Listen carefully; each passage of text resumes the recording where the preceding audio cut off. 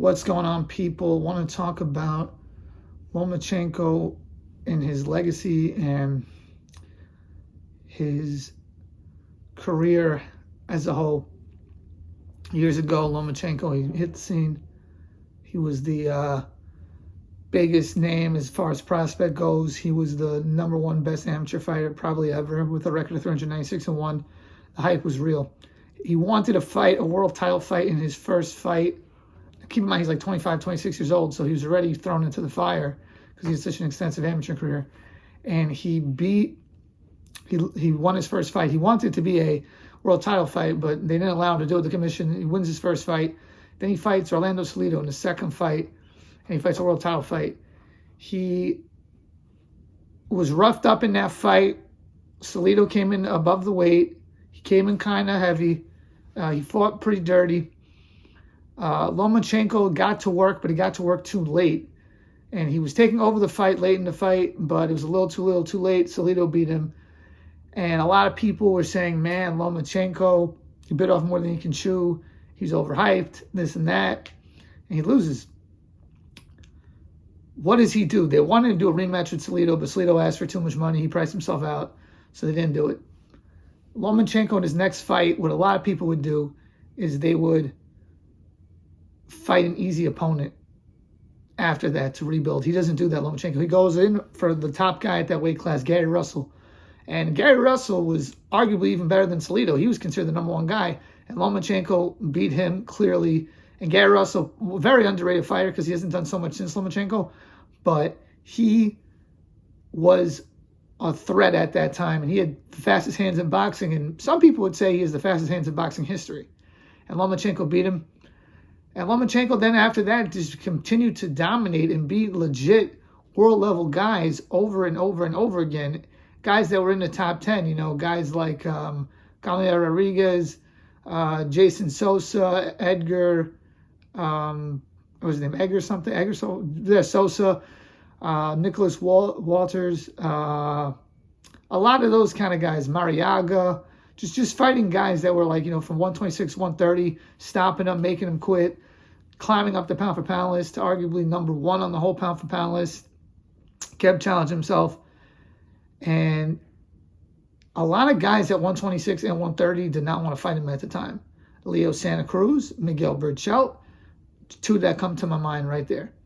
He then goes up to 135, becomes the fastest ever three-division champion in the history of boxing in terms of fights.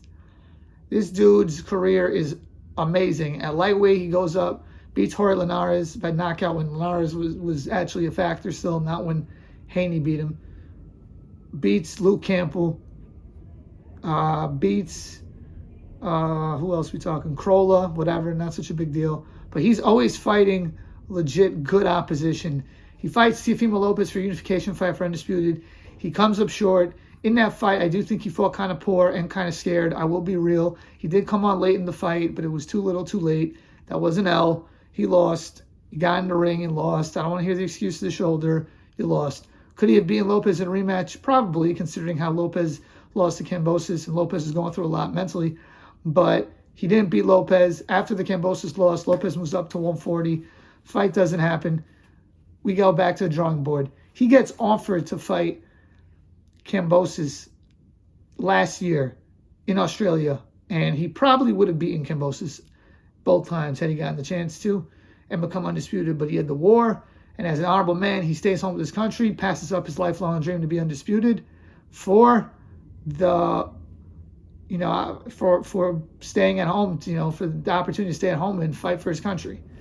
This dude Lomachenko, man, why I love him so much is because he always fights everyone, always fights the top guys, doesn't duck anyone, no catch weights, no gimmicks. And he moves up in weight. He's like, I don't care. I'm going to fight everyone. And people are going to look at it and say, oh, you're 17-3 in 20 fights. You're not all that. No. He challenges himself. That's why he has losses on his resume. He takes on the top competition. And I would rather a guy do that than a guy who, like Gilberto Ramirez, is 40-0, but he isn't fighting anybody good. And then he fights Dimitri Bivol and he gets completely outclassed. People have to stop killing fighters when you lose a fight. Lomachenko is an all-time great, and he's a legend because he's always challenged himself. regardless of what you thought happened in the Haney fight. The dude always challenges himself and always fights top opposition. And more fighters should be like him. He had a fantastic career, a Hall of Fame career. I had the privilege of seeing him fight live, and I'm glad I got the chance to see him fight live because there's nothing like it that I've ever seen. And I've seen a lot of great fighters fight live. I've seen Canelo Alvarez live. I've seen Terrence Crawford live. I've seen Deontay Wilder live. I've seen Artur Beterbiev live. I have seen Dimitri Bivol, Canelo Bivol. I've seen a lot of great fighters live. And I'm telling you right now, watching him fight is totally different than anyone I've seen. When you see his movement up front, there's nothing like it. The way he could transition, change angles, it really is a work of art. And I'm not saying he's the best fighter that I've seen live. I'm not saying he's the best fighter of this era. But when you watch him fight, as my friend said this, there are fighters in history that were better than him. No doubt. But there's no fighters like him. And that's what makes him special. Want to say that. Big shout out to Vasyl Lomachenko. And if this is it and you retire after this, you had a hell of a career and you gave the fans a lot of great memories. Peace.